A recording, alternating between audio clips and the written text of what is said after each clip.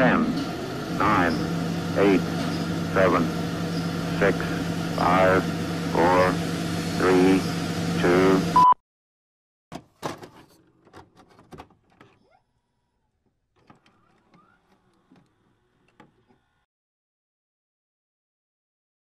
Halo, kami dari kelompok 8 akan menjelaskan tentang isolasi DNA dan RNA yang berkaitan dengan COVID-19. Sebelumnya kami perkenalkan ada Karvin Prawira, Grace Sheila, Esteli Rosabel, Maria Adelia, Anissa Cahya, dan Rizky Awaludin. Yuk kita mulai! 5, 4, 3, 2. Human coronavirus adalah salah satu agen penyebab terjadinya gangguan pernapasan pada manusia. Hingga saat ini, sudah cukup banyak virus corona yang menyerang manusia, seperti SARS-CoV, MERS-CoV, dan khususnya SARS-CoV-2 yang saat ini menyerang manusia sejak akhir tahun 2019 dengan nama penyakitnya adalah COVID-19. SARS-CoV-2 merupakan virus dari famili Coronaviridae. Virus ini merupakan virus RNA untai tunggal yang dapat mereplikasikan dirinya dengan cepat dalam sistem pernapasan manusia. Salah satu cara untuk mendeteksi virus ini adalah dengan menggunakan metode RT-PCR. Tahapan pertama dari RT-PCR adalah dengan mengisolasi materi genetik yang akan dianalisis, seperti yang akan dijelaskan seperti berikut ini.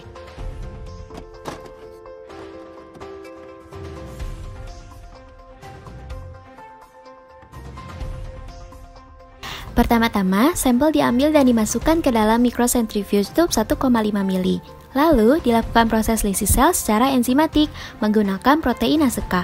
Ke dalam tabung dimasukkan tris EDTA buffer, proteinase K, dan SDS 10%.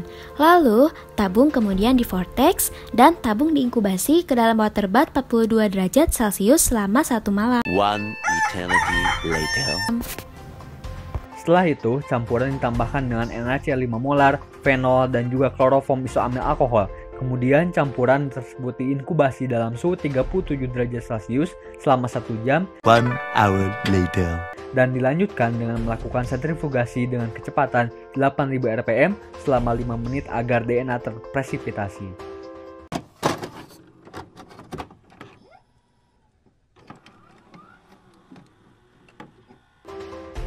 Tabung disentrifugasi 8000 rpm selama 5 menit, supernatan dibuang, RNA ada dalam pelet.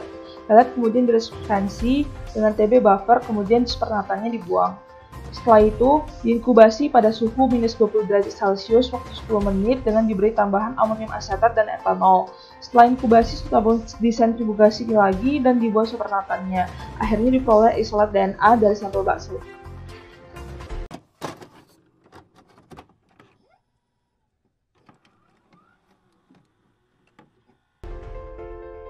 Selanjutnya, DNA diamplifikasi dengan PCR, lalu divisualisasi dan elektroforesis. Selain divisualisasi, hasil isolasi DNA juga dikuantifikasi dan diuji kemurniannya menggunakan nanodrop.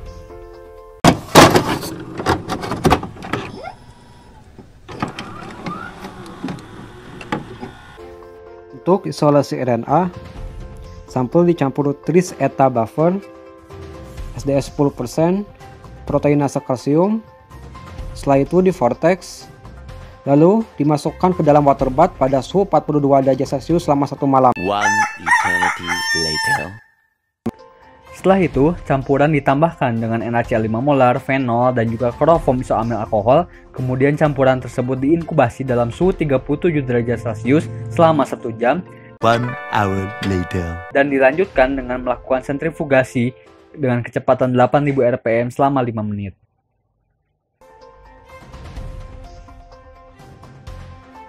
Lalu disentrifugasi 3000 rpm selama 5 menit, supernatan dari campuran tersebut dipindahkan ke dalam tabung Eppendorf baru. Selanjutnya, supernatan di vortex selama 30 detik, ditambahkan 50 molar NaCl dan etanol ke dalam supernatan. Kemudian dalam waktu 15 menit, inkubasi dalam suhu minus 20 derajat Celcius.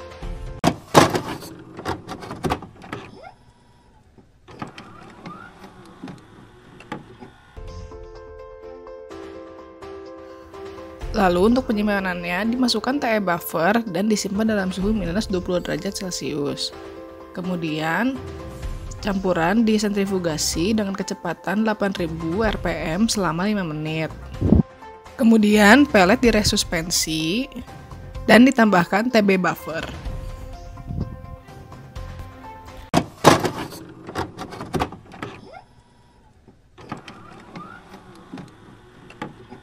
Kemudian dibuang supernatannya, lalu ditambahkan amonium asetat dan etanol yang akan digunakan untuk resuspensi.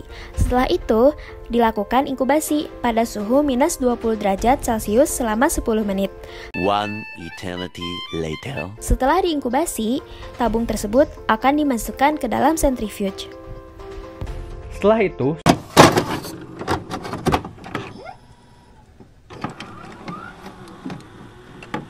supernatan yang dihasilkan dibuang, dan untuk proses penyimpanan ditambahkan TE buffer sebanyak 100 mikroliter dan disimpan pada suhu minus 20 derajat Celcius.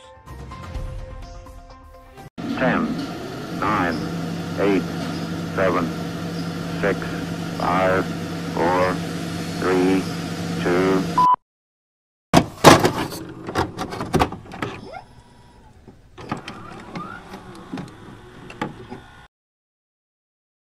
Setelah memahami konsep isolasi RNA, sekarang kita akan belajar mengenai metode real-time PCR.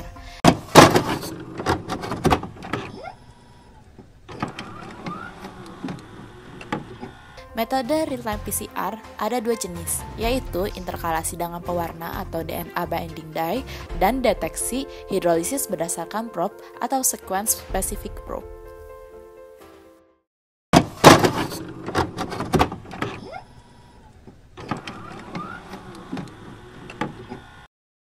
Interkalasi dengan pewarna atau DNA binding dye. Bagi orang-orang yang baru pertama kali, teknik ini yang paling sering digunakan. Pewarna yang digunakan adalah fluorescence. Ketika fluorescence berikatan dengan DNA untai ganda, dipancarkan oleh pewarna akan menaikkan 100-1000 lipatan dari sinyal aslinya.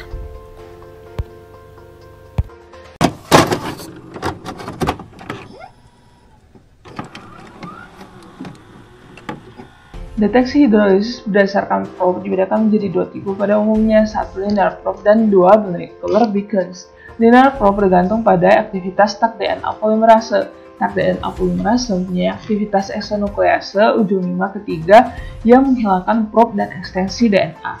Ketika probe bergabung dengan molekul reported, maka akan terpancar fluorescence. Kelemahan metode ini adalah ikatan non-spesifik.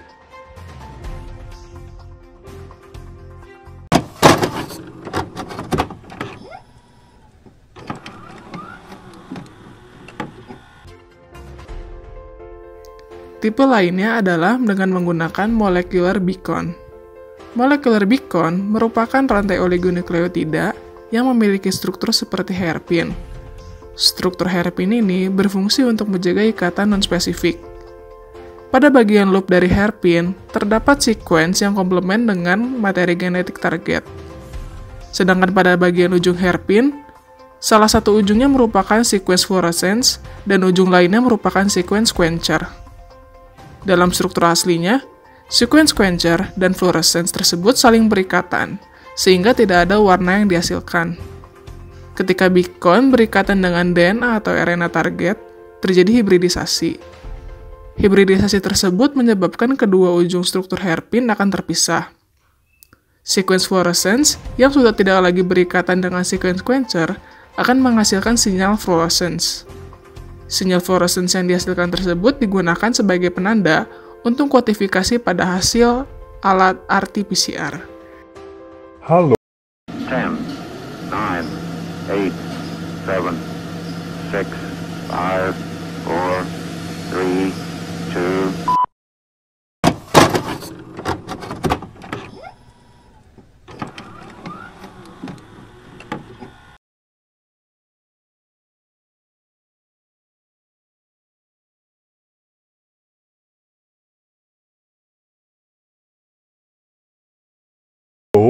Sekarang kita belajar bagaimana cara mendeteksi adanya virus SARS-CoV-2.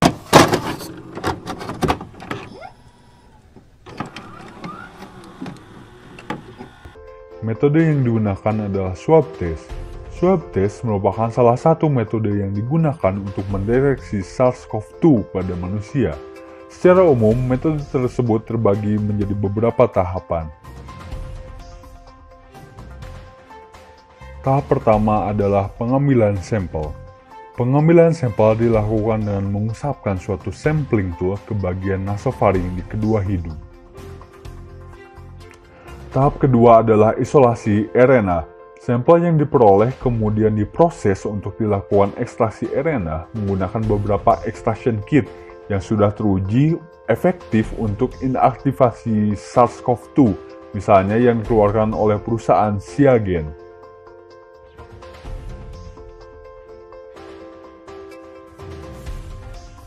Tahap ketiga adalah amplifikasi RNA. Isolat RNA yang diperoleh lalu diamplifikasi dengan menggunakan metode QRT-PCR. Metode tersebut mampu mengukur amplifikasi gen spesifik SARS-CoV-2 secara kuantitatif. Dalam penggunaannya diperlukan primer dan juga probe yang merupakan oligonukleotida komplementer dari gen virus SARS-CoV-2. 10, 9, 8, 7, 6, 5, 4, 3, 2.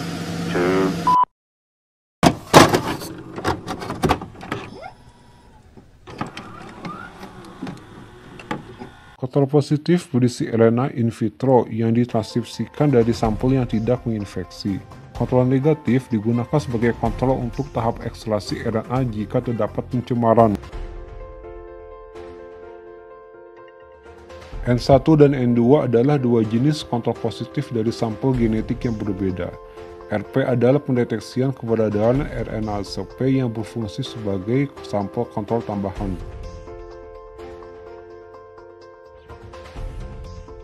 Ten, 9, 8, 7, 6, 5, 4, 3, 2.